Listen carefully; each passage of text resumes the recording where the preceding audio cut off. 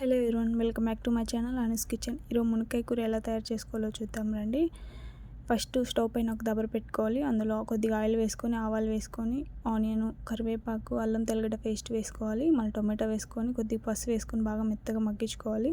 తర్వాత కట్ చేసిన మునక్కాయలు వేసుకోవాలి. అవి కూడా టొమాటోలు బాగా మగ్గాలి. ఇప్పుడు మూత పెట్టుకొని బాగా మగ్గించుకొని, బాగా మగ్గిన తర్వాత కొద్దిగా కొబ్బరి పొడి, కారం, ధనియాల పొడి, కొద్దిగా గరం మసాలా, కొద్దిగా సాల్ట్ వేసుకొని బాగా మిక్సీలో కలుపుకోవాలి.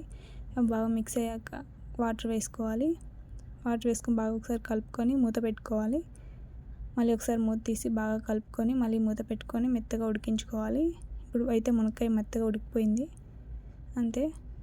ఇందులో కొద్దిగా కొత్తిమీర వేసుకొని స్టవ్ ఆఫ్ చేసుకొని పక్కన పెట్టుకోవడమే.